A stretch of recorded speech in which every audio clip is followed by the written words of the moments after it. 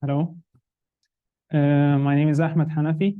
Today, I'm going to present the surface roughness effects on the shockwave boundary layer interaction in compressor rotor profile. My work was under supervision of Professor Pavel Fleshinsky and Professor Derfer, of course, and Piotr Kaczynski.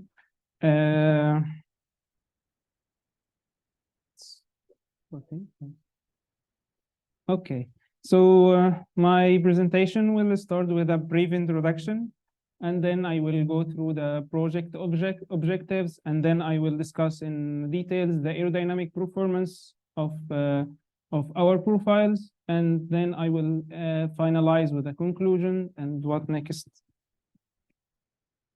So as continuation with what was presented through the whole day, that the compact size of the jet engine is crucial for the environment and for the fuel consumption, which require a high rotational speed of the compressor and high loaded compressor stages, which leads to the appearance of the shock waves on the tip of the jet engine. Usually at the high altitudes, the laminar interaction occurs, which leads to the separation and unsteadiness of the shock wave, and also that lead to a load variation and overall performance reduction. From the previous works, as Edwin have just presented, the tripping with roughness patches has a positive influence on the shockwave boundary interaction, and it's eliminating the separation and reducing the unsteadiness, which leads to increase the performance. This methodology has already implemented on one of the jet engines. As we can see here, there is some roughness patches which already implemented on the fan profile to increase the performance of the jet engine. But the problem is the definition of the roughness. How we can define the effective roughness, which can control the transition location of the boundary layer, where we can eliminate the laminar interaction and on the same time avoid the over tripping and the higher losses. And this leads us to our objective on our project. So as extension on previous studies on European funded project TFAST, we have implemented a test section based on a CFD simulation on our blue down wind tunnel in IMP PAN, where the flow is going through a single passage test section, as we can see from the image. If we have a closer look, we have two sets of profiles. Our interest will be only on the suction side of this lower profile, where the upper profile will work as a shock generator, and a normal shock will interact with the suction side of the lower profile. We provided the system with sidewall suction to reduce the corner flows effects and reach to the AVDR of the real cascade. So our objective on our project is to experimentally explore the suction side of fan profile in transonic regime, and the key parameters that we are going to focus in our study is a well-defined profile shape and the surface features. Also, we will focus on the shock structure and the effect of that on the shock structure and the unsteadiness and the inflow conditions and the boundary layer thickness. So our study has a long trip, started with representative profiles, which has the well-defined shape and well-defined surface features. We have tested the system sensitivity to the suction, to the nozzle opening, and so on. Also, we have tested the inflow conditions effects like the turbulence intensity and the Reynolds number. And finally, we finalized our work with a controlled roughness, which was delivered by Rolls-Royce UK. Our study will focus on applying the roughness over all the surface of the fan profile. And due to the time, today I only will focus on the aerodynamic performance of the profile from the points of the shock structures and the unsteadiness and the inflow conditions and the boundary layer thickness.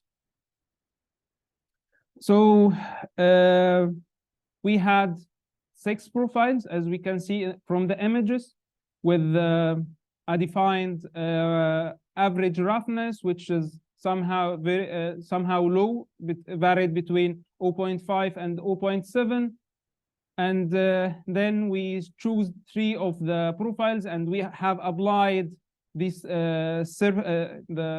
We send them to Rolls-Royce to apply the surface roughness on them, as we can see from the profile. So we have changed 2 of the profiles to make them very smooth, between 0.7 to 0.2 of roughness, of average roughness, and we make another one with high roughness with 1.48 micrometer. And due to some manufacturing problems for the first profile, we will just neglect it. We evaluated the roughness on these 4 points, in span-wise and the chord-wise, to achieve this Reynolds average roughness. So we can see from the images, we have one base case made on the average roughness of 0.55, and we have two toothmouth profiles with 0.17 and 0.20 micrometers. And finally, we have this highly rough profile with 1.48 micrometers. We can see from this image, close look to the surface, we can see how the flow is, the roughness was made according to the flow for those both 2 profiles. And also for the rough profiles, we can see that the roughness was made in the same flow direction. Moving forward, in our test section, we have this shock structure. We have a passage shock, which is generated by the upper profile and interacting with the boundary layer of the suction side of the lower profile. And we have this leading edge shock wave boundary layer shock wave, which is representing the inflow of this passage shock wave. And also this leading edge shock wave is interacting with the upper wall and reflecting up of the upper profile, so there is no effect on the passage shock wave. Also, we have these 12 pressure tabs to evaluate the shock pressure, the pressure over this suction side. We can see from the graph that we have for all cases the same distribution, the same Mach number distribution. This isentropic Mach number was calculated from the pressure measurements, and we can see that in all conditions we have the same location of the shock wave. Also, we evaluated the inflow conditions about 20 millimeters upstream of the shock wave in this location, and we have this turbulence intensity 2.6. We can also see that all profiles have almost the same flow angle, almost between about 61 degrees from the datum.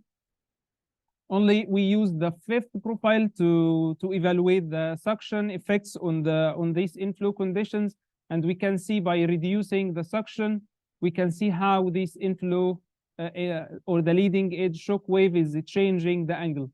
So the shock wave, the suction in this passage is affecting the shape of the upstream shock wave. And that's why we will not, on the most of the investigation, we will not include this profile because it was only focused for the suction.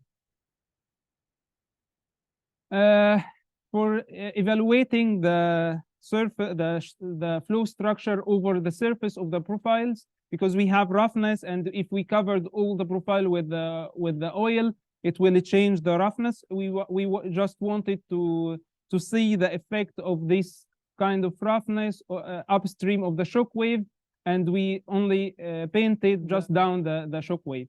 And we can see here how the separation is illustrated.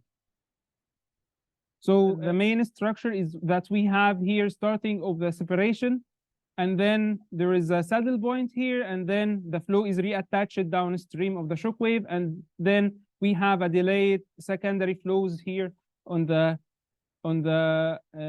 two sides of our profile.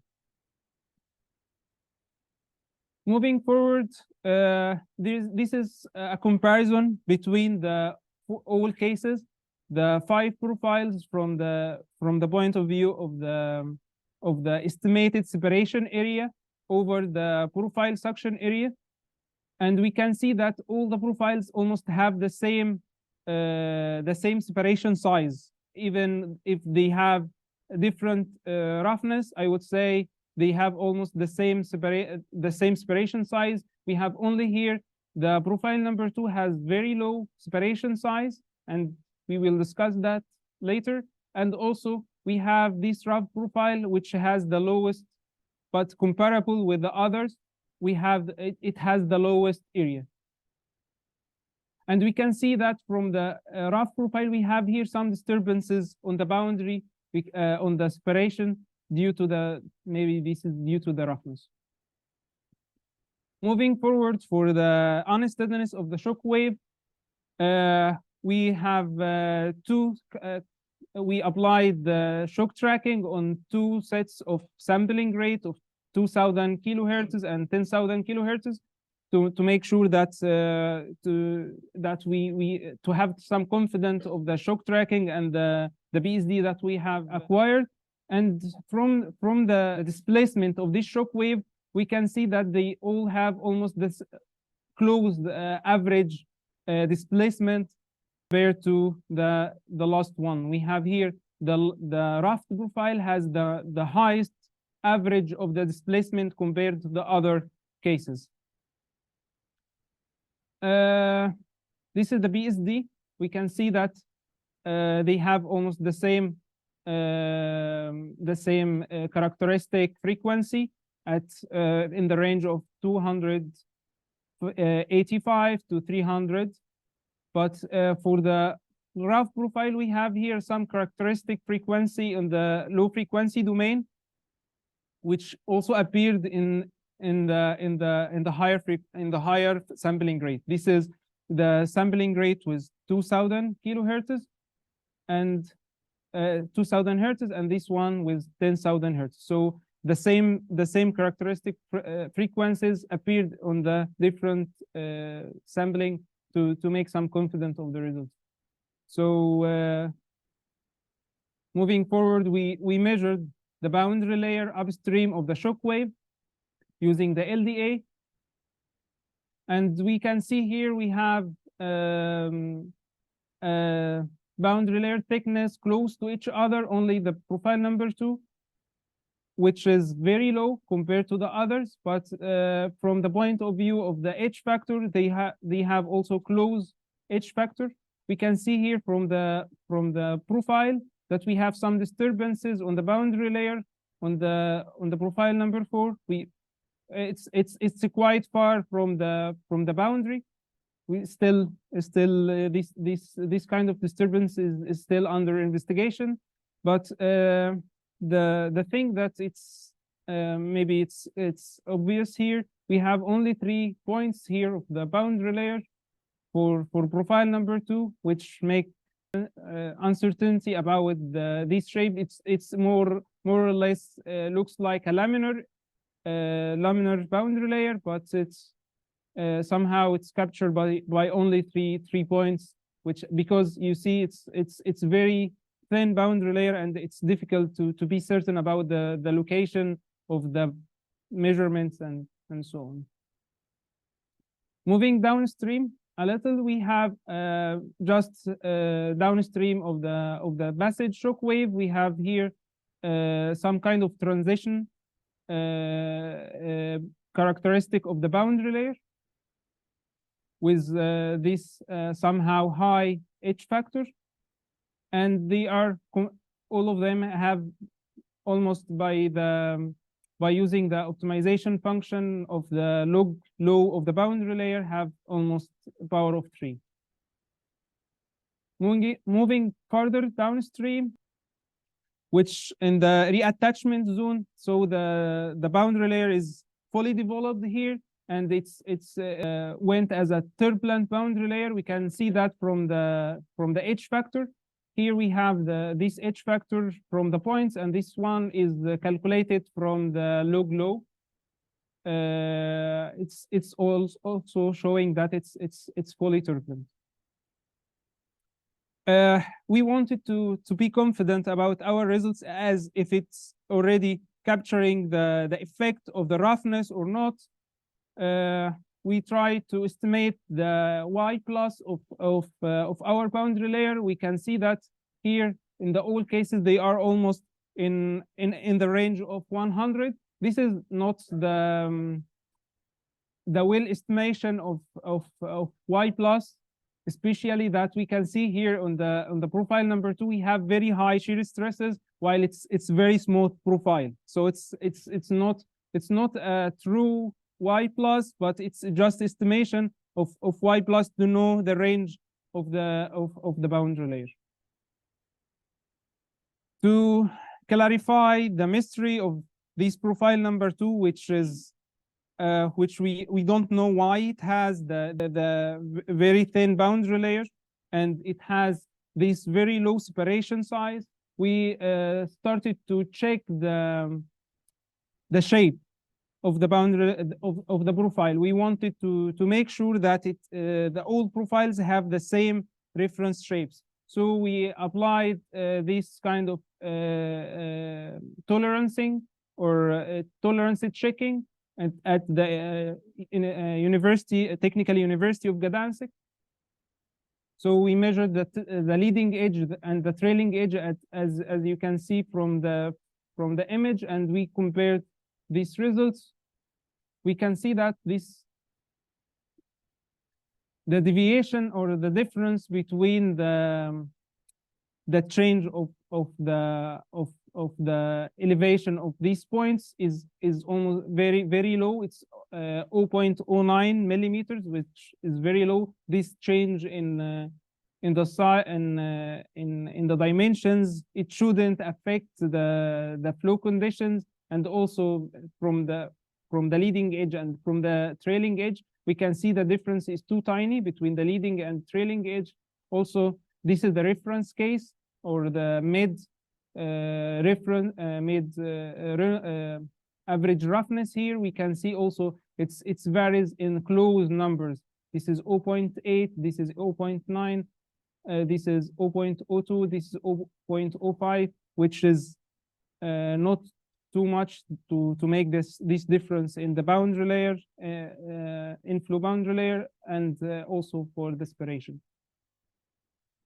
We estimated the angle of attack from these measurements, and we can see that the variation in the angle is too low, so that we can say they have almost the same inflow angle and almost the same beaching angle. This angle from the two sides, and this is the conclusion. I would say we applied a different surface texture for similar inflow conditions and the shock conditions. We have the high roughness showed some disturbances in the separation zone, but the low roughness doesn't affect it. Only the profile number 2, which is still uncertain on the shape, we have sent that to Dresden to have more investigation on the roughness and the shape of this profile. I would say we found some additional low frequency peaks in the on the high roughness profile, and the boundary layer thickness upstream of the shock wave is almost the same, only the case of this of profile number 2, and the boundary layer shape of high roughness is a little disturbed upstream of the shock wave in the case of the high roughness. The reattachment zone downstream of the shock wave has a high roughness, has the smallest boundary layer, and here the estimated Y plus for the measured boundary layer was 100. And as I mentioned, all the profiles was sent to the Dresden to have a closer look and to try to make some correlation between the roughness and this flow in this performance that we have discussed in this presentation. What next? I would say it's 3 profiles or 5 profiles that we apply this kind of roughness. It's not enough to be certain which is affecting the boundary layer and the shockwave boundary layer and what is not. The applied roughness is very low to have some effect on the boundary layer. I would say that we have this kind of analogy about how the roughness is affecting the boundary layer. We have we have 3 cases. If this roughness is below the laminar sublayer, it will not affect at all on the interaction. Maybe between 5 and 70, it has transitional, and for the fully rough case, we have it should be exceeding the viscous sublayer. This is just analogy. We still under investigation what it should what we should do to make it more efficient. We need more data, more cases to check which is how we can affect the boundary layer with the roughness. And I think this is in the future projects, it will be good to apply different kind of manufacturing and surfaces. If we have some, for example, 100 sample or 100 profile, and we check this roughness, we can decide in which zone we are. That's all from my side. Thank you.